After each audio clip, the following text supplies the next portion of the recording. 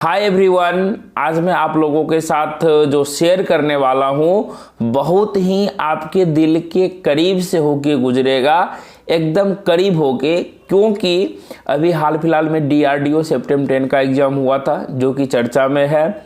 क्योंकि इसमें जो है ना कि हमारे कुछ दोस्तों का भी रिजल्ट हुआ, किन्हीं का रिजल्ट नहीं हुआ, जैसा कि मेरा रिजल्ट नहीं हुआ। मेरा रिजल्ट क्यों नहीं हुआ और किन्हीं का जो है कि रिजल्ट नहीं हुआ तो कितने मार्क्स से नहीं हुआ, क्यों नहीं हुआ, इसी सभी टॉपिक पे हम बात करने वाले हैं।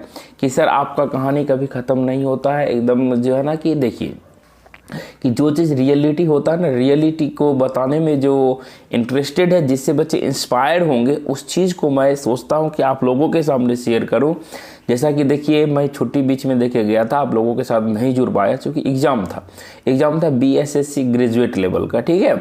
तो इसमें जो है कि मैंने जहाँ तक देखा, जैसे कि सभी लोगों को मैंने देखा कि अपना एक्सपीरियंस देखा कि बहुत सारे थे, मैथ, रीजनिंग, साइंस बहुत लोगों का अच्छा था, लेकिन वो चूक जा रहे थे कहाँ पे, जीएस यानी कि जीके में चूक जा रहे थे।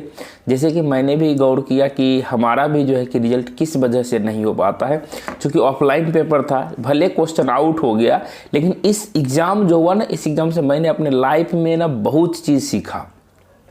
तो वही चीज़ आपको बता रहा हूँ कि इसमें जो है ना कि देखिए मैं कुछ रूबरू कराता हूँ, कितना आसान क्वेश्चन था। क्योंकि इसलिए कहा गया है कि अगर सिलेबस को बिल्कुल अच्छे से आप समझ जाइएगा ना, तो आपका जो है कि कम से कम 40% सिलेबस जो है कि वहीं से ख़त्म हो जाता है। कैसे? क्योंकि एक एक पॉइंट समझना कि सिलेबस में क्या पढ़ना है, क्या छोड़ना है, कैसा क्वेश्चन आएगा, किस टॉपिक से आएगा, तो ये सभी चीज़ को कवर करना। लेकिन सबसे पहले प्रायोरिटी क्या बनती है कि कोई भी एग्ज़ाम आप देने जा रहे हैं तो उस पूरे सिलेबस को अच्छे से ज़रूर पढ़ें, ठीक है। जैसा कि कुछ एग्जाम्पल देते हैं, अभी हम जो है कि पहले डीआरडीओ वाला बता देते हैं आपको कि मानिए मेरा तो 75 नंबर आया। चलिए मैं अभी कट ऑफ जो है कि 120 क्वेश्चन में 100 के अप्रॉक्स में गया था। चूँकि मैं तो तैयारी भी नहीं किया था तो हम पे कोई दिक्कतें उतना नहीं हुई, असर नहीं हुआ, लेकिन फिर भी कहीं ना कहीं लगा। लेकिन वैसे बच्चे जिनका मानिए 97 पे सिलेक्शन हुआ, उनको 96.65 नंबर आया हो, उनके दिल पर क्या बीत रहा होगा। समझिए वो सफलता के कितने करीब जाके छूटे हैं, उन पे दिल पे क्या बीत रहा होगा। तो आखिर कहीं ना कहीं चूक हुआ होगा, कहीं ना कहीं मिस्टेक हुआ होगा, परसेंटाइल बता रहे हैं। तो इसलिए कि आप लोगों के साथ में भी ये नहीं है कि हम जो है कि अगला मौका खोजेंगे, क्योंकि देखिए अगला मौका के लिए अब आप अगर अगला मौका की तलाश कर रहे हैं तो आप पिछड़ जाइएगा। क्यों?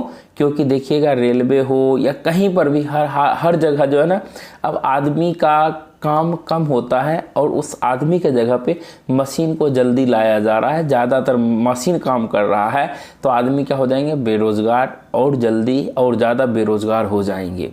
इसलिए इस मौका जो गोल्डन अपॉर्चुनिटी 2023 में आएगा, क्योंकि 2024 में चुनाव है, स्वाभाविक सी बात है कि आप लोग जानते हैं कि चुनाव के पहले वैकेंसी आता है।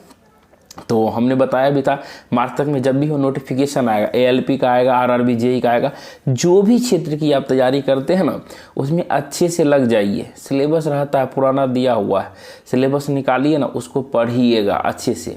सर क्या पढ़ना है, तो ये चीज़ भी देखिए। तो पहले जो है कि हम ना बीएसएससी क्वेश्चन देखिए, आउट हो कुछ भी हो, उस पर आप वहाँ पर ध्यान नहीं देना।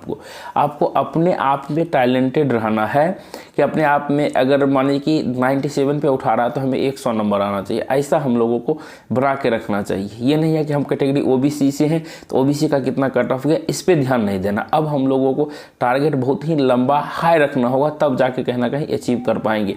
याद रखिएगा 100 में 100 क्वेश्चन बनाने वाले बच्चे जो है ना, सफल जल्दी नहीं होते हैं, खास करके कॉम्पिटिटिव में। इसलिए 70% 80% पे सिलेक्शन हो जाता है। इसलिए उस तरीके से तैयारी करना है। तो सर कैसे होगा, तो देखिए कुछ एग्जाम्पल देते हैं। क्वेश्चन हमें याद रहा, क्योंकि जो मेरा वीक पॉइंट था, मैंने इस बार बहुत अच्छे से एग्जाम में क्वेश्चन पढ़ा, एक एक करके समझा। तो देखिए कैसा कैसा क्वेश्चन था जीके का, जो हमें याद है। मैथ रीजनिंग में तो सभी लोगों का एकदम मैथ रीजनिंग अच्छा क्वेश्चन था, एकदम 10th लेवल का था। लेकिन ये चीज़ कि जीके भी बिल्कुल आसान था, स्टैटिक लेवल का था। तो देखिए क्या था कि पहला जैसे कि हमको जो याद है कि ब्रिटेन की महारानी एलिजाबेथ द्वितीय जो है कि कितने वर्ष तक शासन की, जो कि देखिए हाल फिलहाल में अभी डेथ की थी, कुछ दिन पहले सितंबर में डेथ की थी।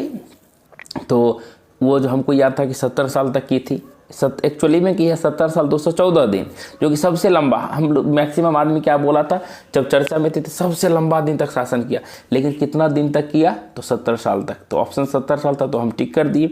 दूसरा देखिए कितना आसान, चीन की मुद्रा क्या, चीन की भाषा क्या है, तो मंदारिन चीन की भाषा है।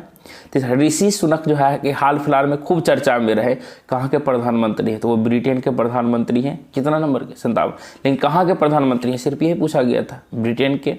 उधर MDM मध्य यानी कि मध्याह्न भोजन की शुरुआत कब हुई थी, 15 अगस्त 1995। ये सभी चीज़ याद था तो मैंने टिक किया, लिख दिया। उसके बाद भारत देश जो है कि कितने स्थलीय सीमा से लगता है, तो 7 से सीमा से लगता है, ये भी हमें याद था तो मैंने बता दिया। और जो है कि दोहा की राजधानी कहाँ है, देखिए कतर है, ये भी आसान था। अब देखिए एक साइंस से क्वेश्चन था कि अपच, जब हम लोग खाना खाते हैं तो इसी लैंग्वेज में लिखा हुआ था कि जब हमारे पेट में अपच होता है तो अपच को दूर करने के लिए हम किस प्रकार के वस्तु का प्रयोग करते हैं, किस प्रकार के पदार्थ का प्रयोग करते हैं। तो हम लोग क्या जानते हैं एसिडिक नेचर का होता है, तो एसिडिक था तो एसिडिक देख के वहाँ से टिक कर दिए। उसके बाद था भारत का प्रथम राष्ट्रीय उद्यान, जो कि आपको देखिएगा ननटेक वाला में पढ़ाया है कि भारत का राष्ट्रीय उद्यान पहला कौन सा था, जिम राष्ट्रीय कार्बेट उद्यान, तो यही ऑप्शन था, टिक कर दिए। हम ये भी आपको बताए थे कि जिम राष्ट्रीय कार्बेट उद्यान का पुराना नाम क्या था, हेली नेशनल पार्क था, ये चीज़ भी हम आपको बताए थे। देखिए डायरेक्ट क्वेश्चन देखने के लिए मिला। तो म्यांमार का पुराना नाम क्या है, तो म्यांमार का पुराना नाम बर्मा है, ये भी चीज़ है। और कहता है कि नूगल ट्रम किस देश की मुद्रा है, तो नूगल ट्रम हमारा भूटान का मुद्रा है। और कजाकिस्तान जो है कि कजाकिस्तान की राजधानी पूछा, तो कजाकिस्तान की राजधानी कहाँ है, नूर सुल्तान। तो देखिए इस सभी क्वेश्चन को देखने से क्या लगा जानते हैं कि कहीं पर भी हो जाए कि आपको ना कि क्वेश्चन ऐसा पूछा जाता है कि हम लोग क्या करते हैं उसके डेप्थ में एकदम चले जाते हैं, लेकिन इजी क्वेश्चन को नहीं देखते हो। देश राजधानी नहीं पूछेगा, दिवस नहीं पूछेगा, ये सभी चीज़ को छोड़ देते हैं। छोड़ने से क्या हो जाता है कि हम लोगों को जब क्वेश्चन आता है जब देखते हैं पेपर में तो लगता है कि काश छूट गया। तो पेपर को इतना ईजी बना देता है कि विद्यार्थी ईजी में उलझ जाता है। तो इसी चीज़ से आपको बता रहे हैं कि जो भी चीज़ पढ़ाते हैं ना बिल्कुल उसे आप लोग अच्छे से पढ़िए, मेरे आशा पे मत रहिएगा। ये नहीं है कि सर जो पढ़ाएंगे वही, आप एक टारगेट बनाइए कि नहीं मैथ रीजनिंग क्या क्या पढ़ना है। मैथ में देखिए सिलेबस क्या पढ़ना है, मैथ क्वेश्चन क्या पूछता है, देखिए रीजनिंग में क्या है, साइंस में क्या है, सब कुछ चैप्टर वाइज बढ़िया नेट पे डालिए, यूट्यूब पे डालिए कि इस टॉपिक का जो जहाँ से अच्छा लगे वीडियो वहाँ से नोट्स बना लीजिए, पूरा नोट्स बना लीजिए, एक एक पॉइंट पढ़ लीजिए। उसके बाद जब आपका नोट्स तैयार हो जाएगा ना तो उसके बाद क्या करना है, प्रैक्टिस करना है। कैसे टारगेट करते हैं तो हम अपना थोड़ा सा बता देंगे आपको कि कैसे हम टारगेट करते हैं। जैसे देखिए मैथ, मेरा मानिए कॉन्सेप्ट बहुत बढ़िया है, तो कॉन्सेप्ट के लिए क्या करते हैं, पहले बुक ठीक है बहुत बार बनाए हुए, पहले बुक को एक बार बना लेते हैं ताकि आपका स्पीड इंक्रीज हो जाए, कॉन्सेप्ट अच्छे से क्लियर हो जाए। उसके बाद क्या करेंगे, कोई भी प्रीवियस ईयर उठाएंगे, प्रीवियस ईयर से क्वेश्चन को बनाएंगे तो आपके लिए बहुत ही ज़्यादा बेटर होगा। इसलिए अभी से लग जाइए। जो थोड़ा सा समय जो करते हैं ना, यूट्यूब पर थोड़ा शॉर्ट्स देख लेते हैं, इंस्टाग्राम पर रील देख लेते हैं, फेसबुक थोड़ा चला लेते हैं, तो ये सभी चीज़ को बंद कर दीजिए ज़िंदगी में।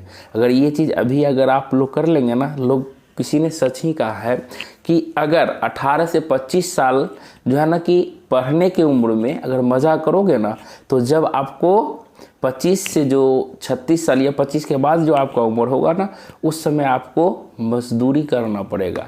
इसलिए अभी मेहनत कर लो तो मजदूरी बाद में नहीं करना पड़ेगा। तो मिलते हैं नेक्स्ट वीडियो में, तब तक के लिए जय हिंद जय भारत।